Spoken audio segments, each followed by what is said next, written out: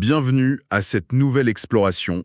Aujourd'hui, on plonge dans les idées franchement fascinantes de Jonathan Haidt et son bouquin The Happiness Hypothesis. L'idée, c'est un peu de faire le pont entre les sagesses anciennes et la psycho moderne pour piger ce qui nous rend heureux, quoi. Exactement. On va essayer de voir comment Hyde-Mead, il décortique un peu notre nature, comment il cherche les racines de notre satisfaction, du sens aussi qu'on peut donner à nos vies. Et puis, il propose des pistes pour s'épanouir en mélangeant la science et les vieilles philosophies.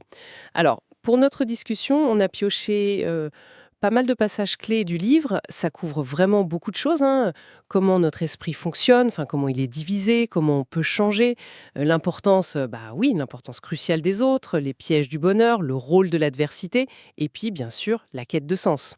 Notre mission, voilà, c'est un peu ça. Dénicher les pépites de sagesse et les découvertes scientifiques les plus éclairantes pour comprendre ce qui nous motive, ce qui nous divise à l'intérieur et comment on pourrait naviguer tout ça pour trouver du bien-être et du sens. Et pour commencer, une image qui m'a marquée. On pense souvent que c'est notre raison qui mène la danse, non? Mais Et si notre esprit, en fait, c'était plus comme un cavalier qui essaye, tant bien que mal, hein, de diriger un éléphant. Un éléphant énorme et assez autonome. C'est un peu ça qu'on va déplier. Ah oui, cette métaphore du cavalier et de l'éléphant, elle est vraiment centrale chez Haïd. Le cavalier, bon, c'est notre pensée consciente, logique, celle qui planifie, quoi. l'éléphant, lui, c'est tout le reste. Nos émotions, nos intuitions, nos réactions automatiques, enfin, tout ce qui est puissant, rapide et souvent, inconscient. Et cette division, on la sent tous les jours, non? On décide d'être calme, et paf, on s'énerve.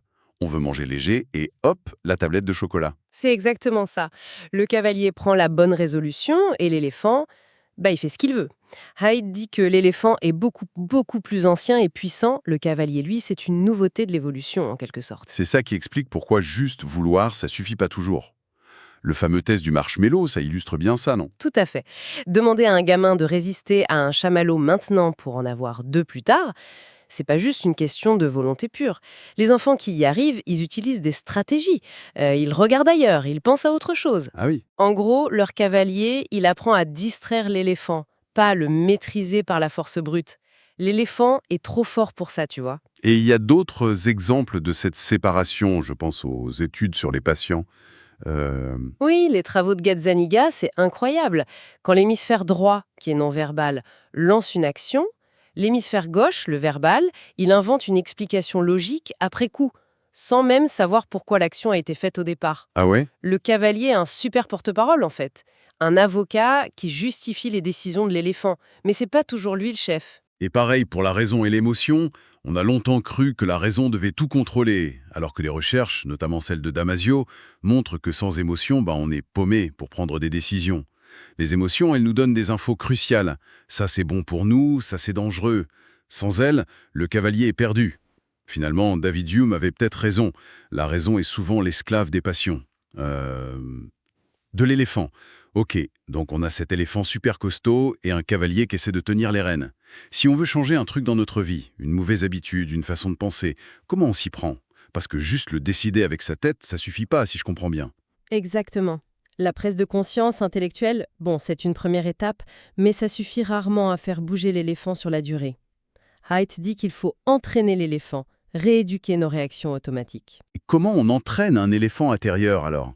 C'est quoi les méthodes? Alors, il y a plusieurs pistes. D'abord, faut comprendre que nos réactions automatiques, elles sont super rapides et souvent biaisées. On a tous un biais de négativité. Notre cerveau, il réagit beaucoup plus fort au négatif qu'au positif. Ah oui. C'est logique pour la survie, hein, mieux vaut flipper pour rien que rater un vrai danger, mais ça peut nous plomber au quotidien. Le fameux il faut 5 compliments pour effacer une critique, un truc comme ça. C'est un peu ça, oui. Et puis, il y a ce que Haidt appelle la loterie corticale. En gros, on ne naît pas tous égaux face au bonheur. Nos gènes influencent notre point de consigne émotionnel de base. Certains ont un éléphant, disons, naturellement plus optimiste, d'autres plus anxieux. C'est une donne de départ, on la choisit pas. Ça a l'air un peu décourageant quand même. Si c'est l'éléphant qui commande et qu'en plus il est programmé génétiquement, Heureusement, non, on a quand même des leviers. La méditation, par exemple. C'est une pratique millénaire qui vise justement à calmer l'éléphant, à observer nos pensées, nos émotions sans forcément s'y accrocher, à développer une sorte de maîtrise douce. Et la thérapie cognitive, ça marche comment? Oui, la thérapie cognitive comportementale, la TCC, c'est une autre approche qui a fait ses preuves. Elle apprend au cavalier à repérer les pensées automatiques, négatives et souvent déformées que l'éléphant produit. Je suis nul, tout va rater, ce genre de trucs. D'accord. Et à les remettre en question, et puis à les remplacer par des pensées plus justes, plus réalistes. C'est comme si le cavalier apprenait à mieux parler à son éléphant, à le rassurer, à le guider autrement. Et les médicaments, genre les antidépresseurs, comme le Prozac, ça joue où là-dedans? Eux, ils agissent plus directement sur la chimie de l'éléphant, si on veut. Ils peuvent aider à remonter ce fameux point de consigne pour ceux qui ont vraiment tiré un mauvais numéro à la loterie corticale. Bien sûr, ça pose des questions sur l'authenticité, tout ça, Oui. mais Haid suggère qu'on peut voir ça comme une correction d'une injustice biologique, un peu comme des lunettes pour quelqu'un qui est myope. Ça aide l'éléphant à être moins scotché sur le négatif. C'est fascinant, ces mécanismes internes. Mais Haidt insiste beaucoup sur le fait qu'on n'est pas juste des esprits isolés dans notre coin. Notre côté social, c'est absolument fondamental, non? Notre bonheur, ça dépend énormément des autres. Et au cœur de tout ça, il y a le principe de réciprocité, le fameux donnant-donnant. Comme dans ce jeu de l'ultimatum, celui où on préfère ne rien avoir du tout plutôt qu'accepter une offre qu'on trouve injuste, même si c'est pas logique économiquement. Exactement ce jeu-là. Il montre bien à quel point notre sens de la justice et ce besoin de réciprocité sont ancrés en nous. Économiquement, accepter 1 € sur 20, c'est rationnel, c'est mieux que zéro. Bien sûr. Mais notre éléphant émotionnel, lui, il hurle à l'injustice si l'offre est trop basse. Et souvent, on préfère punir l'autre même si on y perd nous-mêmes. La gratitude et la vengeance, ce sont un peu les gardiennes de cette réciprocité. Et le commérage, les potins, on a tendance à voir ça d'un mauvais œil. Mais Haidt, lui, il lui donne un rôle super important, c'est étonnant. Oui, c'est une idée un peu contre-intuitive, mais elle est essentielle.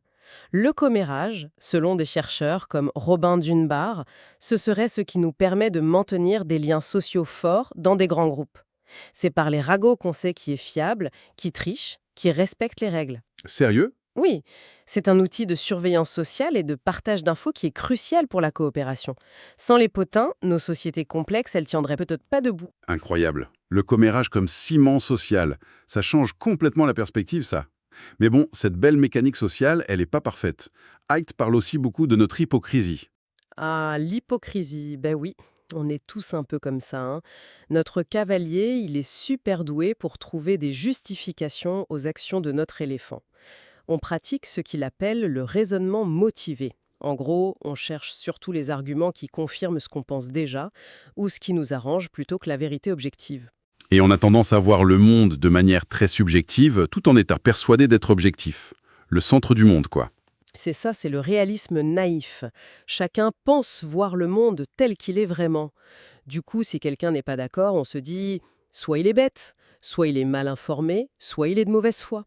On a un mal fou à voir nos propres biais, même quand on nous les explique. On juge les autres sur leurs actes. Mais nous, on se juge sur nos bonnes intentions. C'est classique. Ouais, c'est un peu déprimant, non? Comment on sort de ce jeu de dupes avec nous-mêmes et avec les autres? C'est hyper difficile. Haït suggère de s'inspirer un peu des sagesses anciennes, qui nous invitent à reconnaître que nos jugements constants sont un peu une illusion, à prendre de la distance par rapport à notre propre avocat intérieur, voir le jeu et essayer d'y jouer un peu moins, sérieusement peut-être.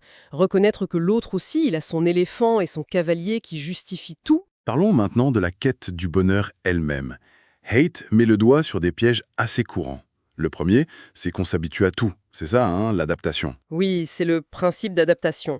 Que ce soit une super nouvelle, genre gagner au loto, ou une très mauvaise, comme un accident grave, après un certain temps, notre niveau de bonheur a tendance à revenir près de son point de départ, notre fameux point de consigne, qui est largement génétique. C'est le tapis roulant hédonique. On court, mais on reste un peu sur place en termes de bonheur durable. Donc, chercher le bonheur dans des événements extérieurs exceptionnels, c'est un peu... Une illusion. ça dure pas. En grande partie, oui. Et il y a un autre principe clé, C'est le principe de progrès. On tire souvent plus de plaisir de l'avancée vers un but que de l'atteinte du but elle-même. Une fois qu'on a eu ce qu'on voulait, le plaisir retombe assez vite. L'éléphant, il aime la chasse, pas forcément la prise. Mais alors, si on s'adapte à tout, est-ce que ça veut dire que nos conditions de vie, l'extérieur, ça compte pas pour le bonheur? Non, pas tout à fait. Haidt propose une sorte de formule. Bonheur égale S, le set point génétique, plus C, les conditions de vie, plus V, les activités volontaires. Le S, c'est dur à changer, mais on peut agir sur C et V. D'accord. Et il y a des conditions de vie auxquelles on ne s'adapte jamais complètement. Par exemple, Le bruit chronique, les longs trajets boulot-dodo, le sentiment de ne pas avoir de contrôle, la honte liée à l'apparence, et surtout, la qualité de nos relations. Les conflits permanents, ça c'est un vrai poison pour le bonheur, on s'y habitue jamais vraiment. et dans les activités volontaires, le V, qu'est-ce qui marche le mieux? Parce qu'on a tendance à viser quoi spontanément et qu'est-ce qu'on devrait plutôt viser? Spontanément, on tombe souvent dans ce que Robert Frank appelle la fièvre du luxe. On poursuit les biens matériels, souvent pour impressionner les autres. Le souci, c'est qu'on s'y adapte très vite, et ça nous lance dans une course sans fin avec les voisins, quoi. Haidt, en s'appuyant sur d'autres recherches, suggère qu'investir dans les expériences, genre les voyages, apprendre des choses nouvelles, passer du temps avec ses proches, ça rend plus heureux sur le long terme que d'acheter des biens. Les expériences, ça nourrit nos relations, notre identité, on s'y adapte moins vite. Faire plutôt qu'avoir, en gros. C'est un peu ça l'idée. C'est tout à fait ça. Et un autre piège, c'est le paradoxe du choix. Avoir trop d'options, ça peut nous rendre moins satisfaits au final. On risque de regretter notre choix ou même d'être paralysé avant de choisir. Ah oui, j'ai entendu parler de ça. Et les maximiseurs, ceux qui cherchent toujours la meilleure option absolue, ils sont souvent moins heureux que les satisfacteurs, ceux qui se contentent d'une option suffisamment bonne.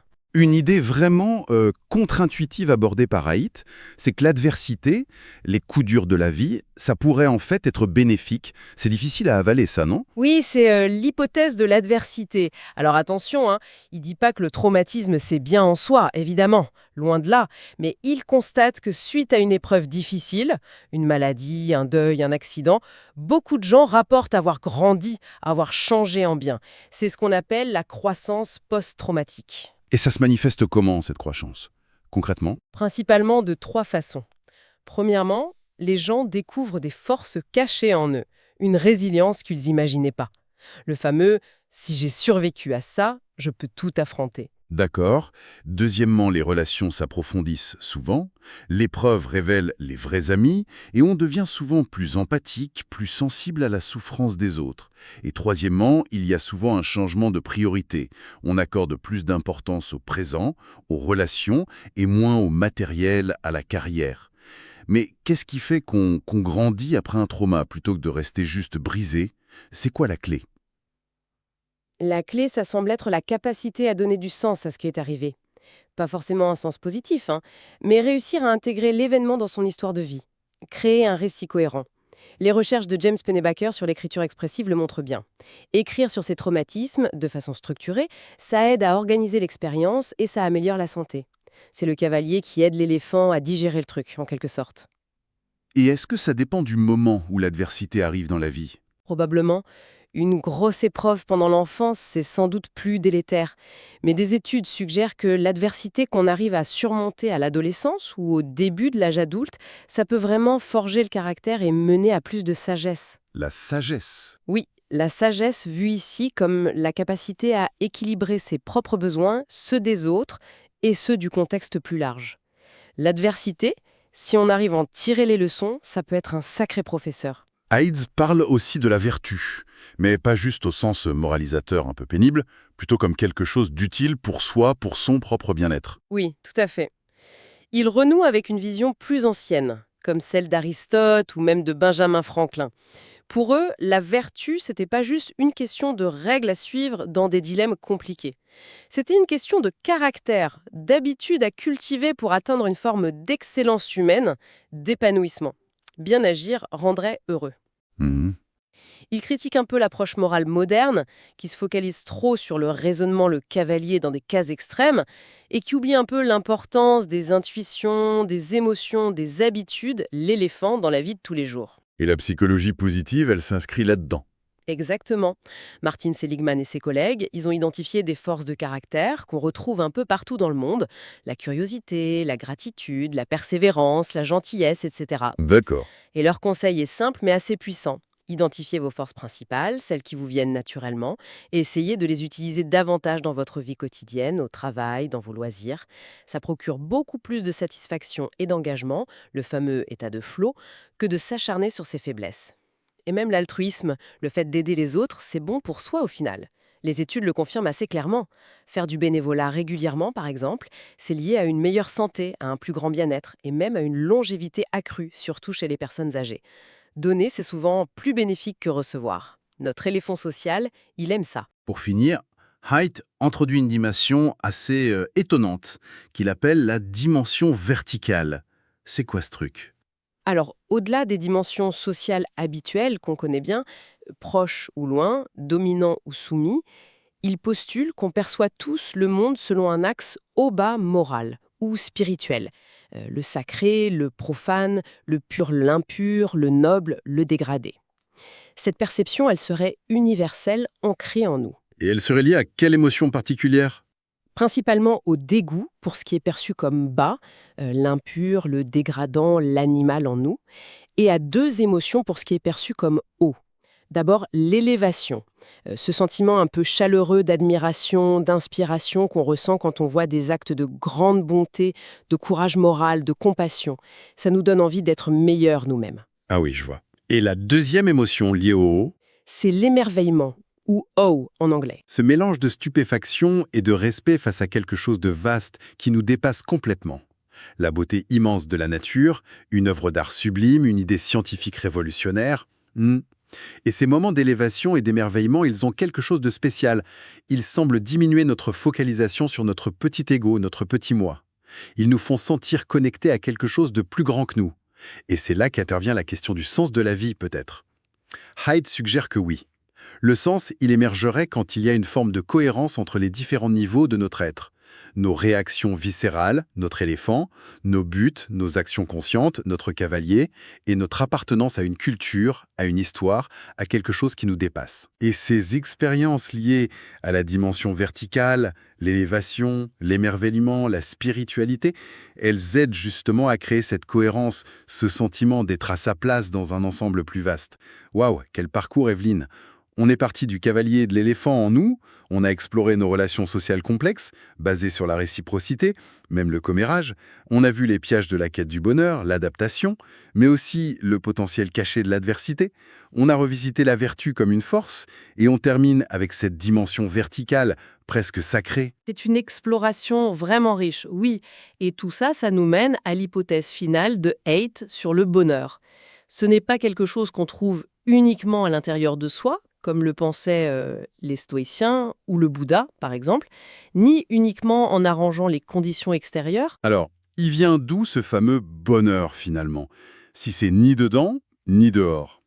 Selon Wright, et c'est sa grande idée, le bonheur vient d'entre. C'est-à-dire qu'il émerge des bonnes relations que l'on tisse. Les relations entre soi et les autres, bien sûr, mais aussi entre soi et son travail, quand il a du sens, quand il nous permet d'utiliser nos forces. Et aussi la relation entre soi et quelque chose qui nous dépasse. Une cause, la nature, une communauté, une forme de spiritualité. Le bonheur, il résiderait dans cette connexion harmonieuse, dans cette cohérence entre les différents niveaux de notre vie et notre engagement dans le monde. Le bonheur vient d'entre. C'est une belle formule qui donne à penser. Justement, pour nous laisser matière à réfléchir, si cette perception d'une dimension verticale, du sacré, du noble, appelez ça comme vous voulez, est si importante pour notre psychologie, pour nous lier les uns aux autres, pour donner du sens, comme le suggère Haidt, qu'est-ce que ça implique de vivre dans un monde qui semble de plus en plus l'ignorer ou la mettre de côté? Quelles ressources on risque de perdre, en fait? Bien plus en profondeur dans le livre The Happiness Hypothesis de Jonathan Haidt. C'est une lecture vraiment stimulante pour quiconque s'intéresse à ces grandes questions sur nous-mêmes.